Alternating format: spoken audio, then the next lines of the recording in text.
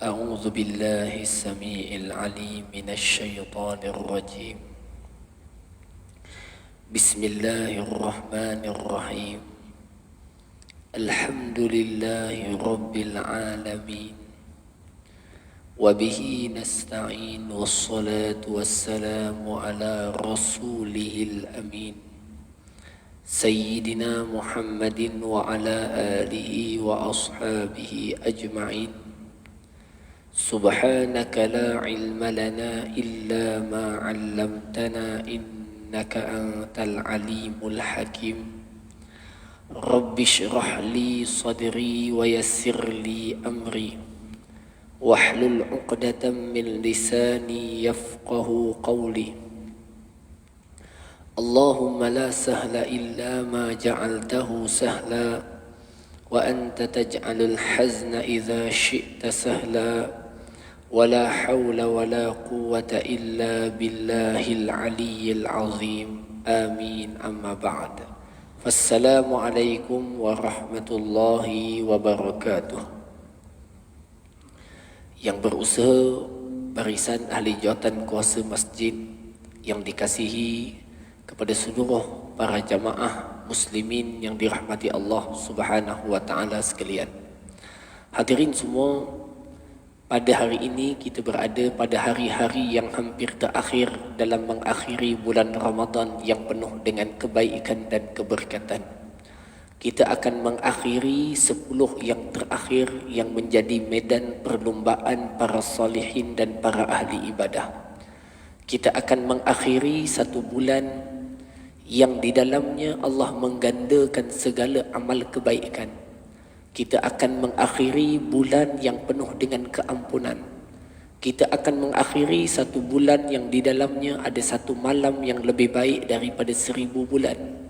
Kita akan mengakhiri 1 bulan yang Allah Ta'ala pilih di kalangan hamba. Pada setiap harinya akan ada hamba yang dilepaskan daripada api neraka Allah Subhanahu wa Ta'ala. Hanya menghitung hari, beberapa waktu sahaja kita akan meninggalkan bulan ini. Oleh itu hadirin yang dikasihi sekalian, saya menyeru kepada diri saya dan kita semua, kemungkinan bulan ini kita akan jumpa pada tahun depan, dan besar kemungkinan kita tak akan jumpa pada tahun depan. Oleh itu, ambillah waktu-waktu yang berbaki daripada hari-hari yang ada untuk kita dapatkan betul-betul 1 peluang yang sangat berharga. Paling tidak 2 perkara yang kita masih sempat untuk kejar. Yang pertama, menghidupkan malam-malam terakhir daripada malam-malam ganjil ataupun genap. Apatah lagi, malam ini adalah malam 27, tak silap saya. Malam ini malam 27, malam ganjil. Kena pula pada malam ini malam Jumaat. Tuan-tuan, jadi kita sangat mengharapkan mudah-mudahan ada kebaikan besar yang Allah berikan kepada kita pada malam-malam ini. Itu yang pertama. Kemudian yang keduanya, hadirin yang dikasihi sekalian, bulan ini adalah 1 bulan yang Nabi sebut di dalam hadis, man adraka Ramadan falam yughfar lah ab'adahu Allah. Siapa yang diberikan kesempatan masuk dalam bulan Ramadan, berakhirnya Ramadan, dosanya masih belum diampunkan, orang itu telah terlalu jauh daripada kebaikan yang Allah nak berikan kepadanya. Jadi tuan-tuan, kita ada lebih kurang 3 hari je lagi, tak lama dah. Tak lama sangat dah untuk kita kejar dan betul-betul harapkan pada Allah kita diampunkan dosa kita. Mintalah dengan penuh kerendahan hati kepada Allah agar kita diampunkan Allah. Mintalah dengan penuh hati yang ikhlas. Kita akui dosa dan kesalahan kita yang banyak. Minta kepada Allah supaya dosa kita juga diampunkan oleh Allah Azza wa Jalla. Hadirin yang dikasihi sekalian, InsyaAllah pada waktu yang terbatas ini, sementara kita tunggu masuknya waktu zuhur, berapa minit lagi tuan-tuan, saya nak bawa tuan-tuan menyebutkan tentang beberapa fadilat dan kelebihan malam Lailatul Qadar yang Allah Ta'ala nyatakan di dalam Al-Quran, iaitu dalam surah Al-Qadr. Allah Azza wa Jalla berfirman, Inna anzalnahu fi Lailatul Qadr. Sesungguhnya kami menurunkannya, iaitu Al-Quran, pada malam Lailatul Qadar. Al-Qadr dalam bahasa Arab sendiri boleh dikenakan maknanya dengan makna kemuliaan dan yang bernilai istimewa. Al-Qadr juga boleh kita maknakan dengan makna ketetapan. Tuan-tuan sebut, Ustaz, ini semua sudah jadi qada dan qadar. Qadr, ketetapan. Ali Imam Al-Qurtubi dalam tafsirnya mengatakan bahawa kenapa malam itu disebut malam ketetapan? Kerana pada malam itu Allah Ta'ala memaklumkan kepada para malaikat ketetapan takdir kita untuk setahun. Takdir kita untuk setahun. Maka sebab itu pada malam itu kalau dapat sebaiknya kita doa pada Allah, semoga takdir yang ditetapkan Allah untuk kita semua adalah takdir yang baik. Takdir sebagaimana Allah berikan kepada orang yang beriman. Allah yang mengetahui apa yang kita buat dan apa kita akan buat. Yang kedua, hadirin yang dikasihi sekalian, pada malam Lailatul Qadar ada keistimewaan, yang mana satu ketika Imam Qurtubi juga meriwayatkan kisah yang sama. Nabi cerita kepada para sahabat tentang seorang lelaki di kalangan Bani Israel yang pernah pergi berjihad lebih 80 tahun baru balik. Sahabat bila dengar Nabi kata macam tu, mereka rasa kecilnya diri dan amalan mereka. Tak boleh buat amal macam orang itu. 80 tahun berjihad dan beribadah, baru pulang. Mereka rasa kami ni hidup je 60 tahun, 70 tahun. Macam mana nak beribadah sampai 80 tahun? Lalu hadirin yang dikasihi sekalian, turun ayat menggembirakan sahabat. Surah ini menggembirakan sahabat. Ketika Allah berfirman, Lailatul Qadri khairum min alfi syahr. Malam Lailatul Qadar itu nilainya lebih baik daripada 1000 bulan. 83 tahun lebih. Ketika sahabat dengar, tuan-tuan, mereka bergembira kerana mereka ada satu malam yang kalau mereka hidupkan, nilainya itu menyamai mereka ataupun lebih bernilai daripada nilaian 1000 bulan. Itu kelebihan yang kedua. Kelebihan yang ketiga dan mungkin yang terakhir, tuan, sebab mungkin dah masuk isyak, masuk zuhur dah. Okey, hadirin yang dikasihi sekalian, zuhur ke apa kita? Okay. Hadirin yang dikasihi sekalian, yang ketiga, Allah berfirman di dalam Al-Quran, Tanazzalul malaikatu warruhu fiha. Malam Lailatul Qadar adalah malam yang akan turun pada malam itu malaikah, warruhu fiha, dan roh di sini bukan makna roh orang mati, tak. Roh di sini maknanya malaikat Jibril alaihissalam. Artinya pada malam Lailatul Qadar malaikat akan turun memenuhi muka bumi ini, dan akan turunnya Jibril alaihi salam ke atas muka bumi. Malaikat yang paling mulia, yang paling tinggi, boleh dianggap sebagai ketua para malaikat, malam Lailatul Qadar dia akan turun.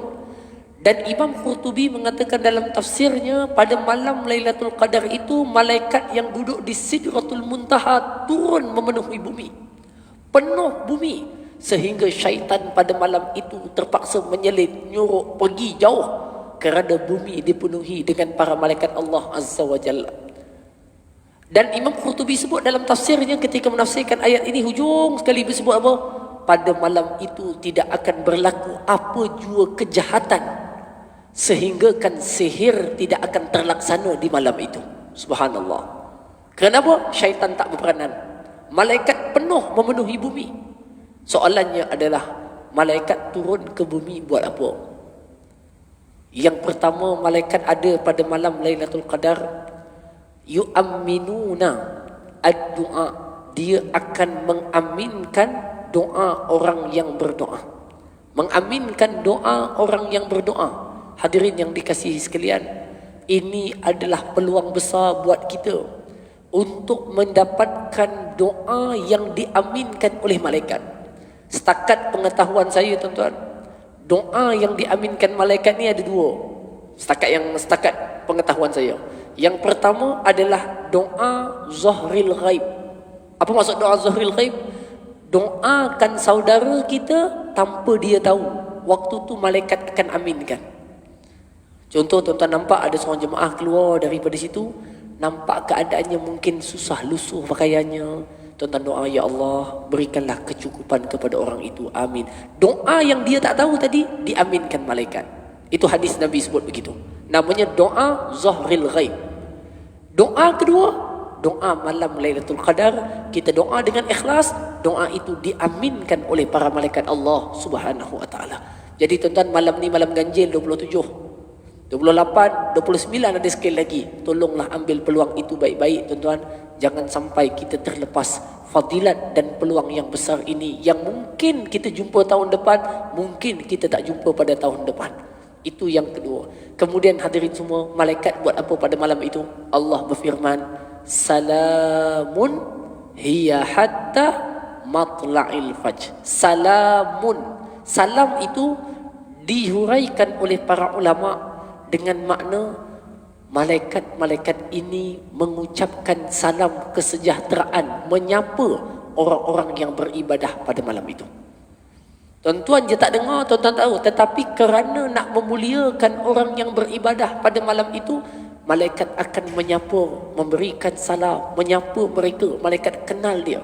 Jadi tuan-tuan, kalau boleh kita tak nak saat malaikat datang kepada kita, kita tengah main game, Allahu Akbar, tengah tengok TV, tengah main damaji, tengah tengok wrestling, biarlah saat berlakunya Lailatul Qadar, kita sedang mengaji Al-Quran, atau berzikir, ataupun sedang iktikaf, ataupun sedang buat kebaikan dan kebajikan, tolong orang, bantu manusia, kalau boleh, kerana penggandaan amal, dan malaikat akan mendoakan kebaikan untuk kita. Dah zuhur ke belum ni?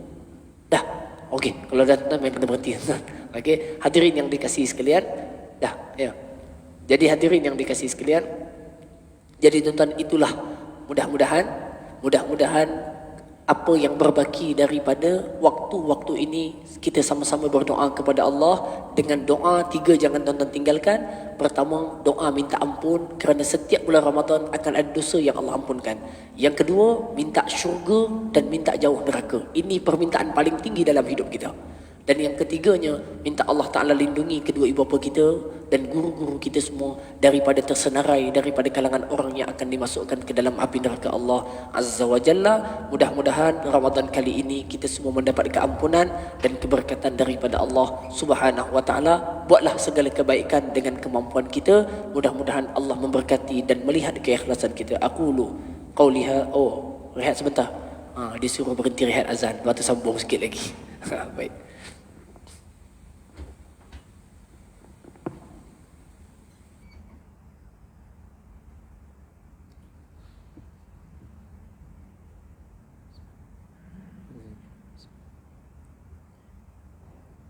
Allahu Akbar, Allahu Akbar, Allahu Akbar, Allahu Akbar.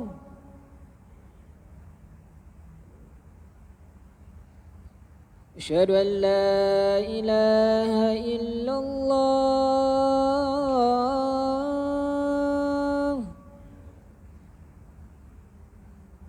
Asyhadu an la ilaha illallah.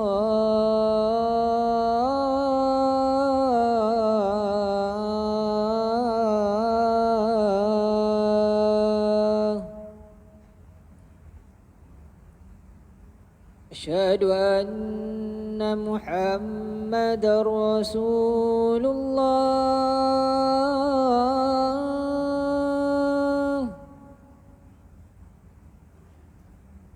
Asyhadu anna Muhammadar Rasulullah.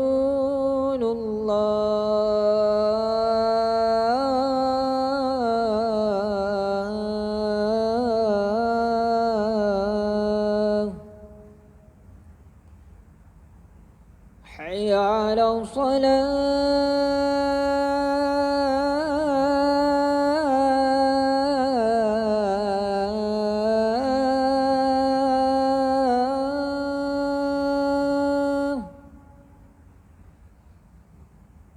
حي على الصلاة.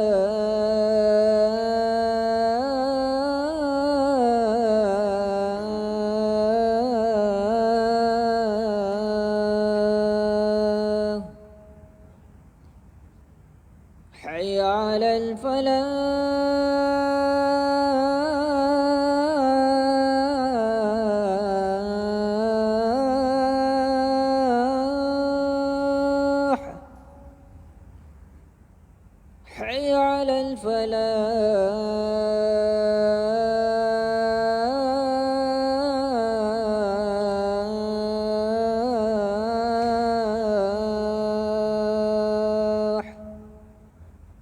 الله أكبر الله أكبر لا إله إلا الله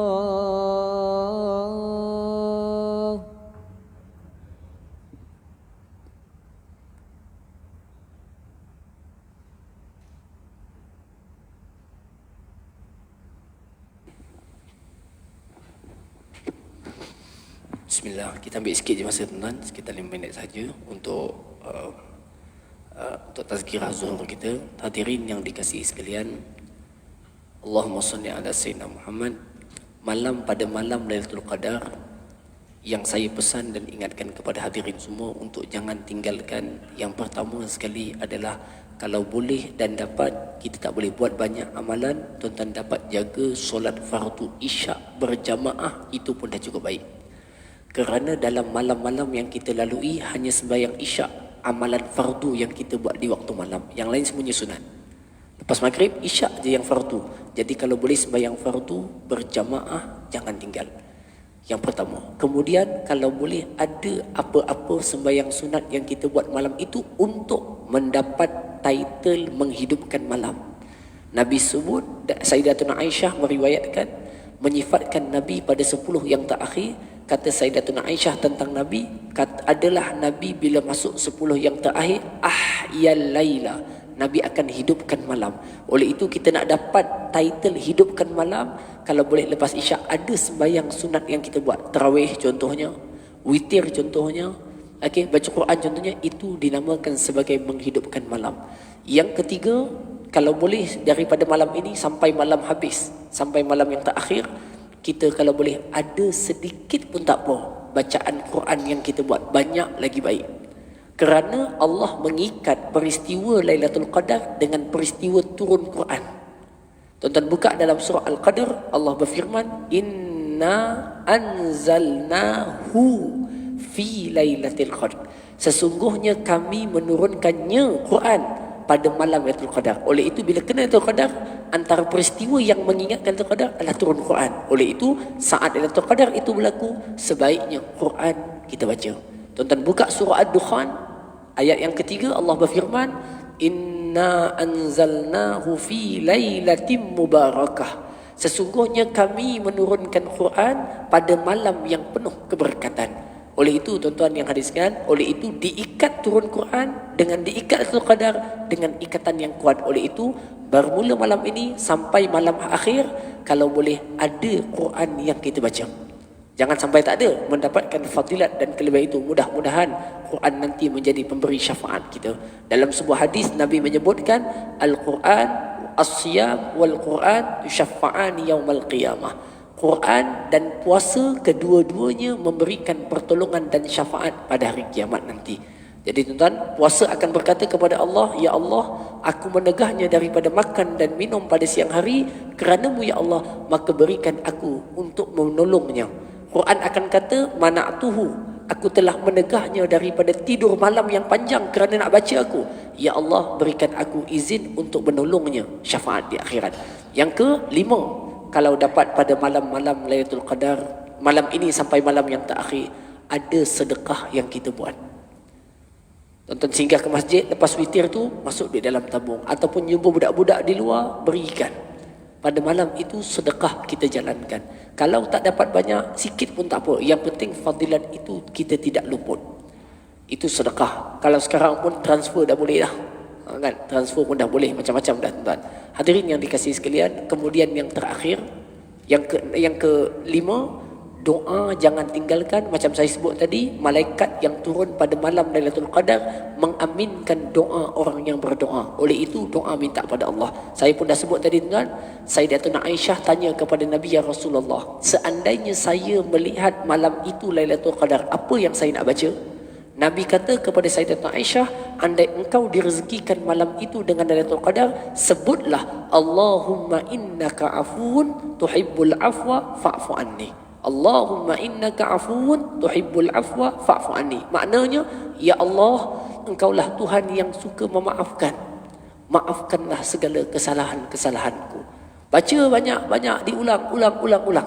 Yang kedua, mintalah kepada Allah agar kita dimasukkan ke dalam syurga dan dikeluarkan daripada neraka, dan disenaraikan oleh Allah daripada kalangan orang yang diliskan akan bebas daripada neraka. Dengan doa kita baca, Allahumma ja'alna min utaqaika minan nar. Ya Allah, jadikanlah kami daripada hamba yang dibebaskan daripada api neraka-Mu, ya Allah. Yang terakhir, tuan-tuan, amalan terakhir, dan kita akan berhentikan tazkirah kita. Yang terakhir adalah pada malam Lailatul Qadar ini, kalau dapat, jangan amalan ni tuan-tuan, Nabi tak pernah tinggal sejak adanya puasa Ramadan sampai baginda wafat. Tak pernah tinggal. Iaitu iktikaf. Sehingga ulama-ulama fiqah kalau mengarang kitabus siyam, lepas tu akan disebut dengan kitabul al-iktikaf. Menunjukkan puasa, Quran dan iktikaf sangat rapat. Jadi tuan-tuan, saya mohon, kalau kita dapat malam ini sampai yang terakhir, ada nisbah iktikaf yang kita buat. Ada nisbah iktikaf yang kita buat. Tak panjang, Nabi sepanjang masa keluar dengan keperluan je. Kalau tak, Nabi dalam masjid. Sehingga ada riwayat menyebutkan isteri Nabi sikatkan rambut Nabi dari balik tabir. Rumah Nabi kan sebelah masjid. Dari balik tabir, sikatkan rambutnya.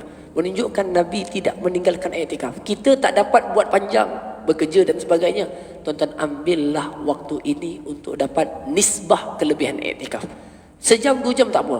Sebelum saya berhenti, tuan-tuan, saya nak berhenti dah ni. Sebelum saya berhenti, saya nak sebut falsafah iktikaf bukan sekadar duduk. Walaupun rukun iktikaf itu masuk masjid, duduk, dah cukup dah, niat. Tetapi falsafahnya bukan itu sahaja. Falsafah iktikaf adalah seorang itu masuk ke dalam masjid, dia sedang mengurungkan jasadnya di dalam masjid, dan dia mengurungkan hatinya daripada segala kesibukan di luar masjid.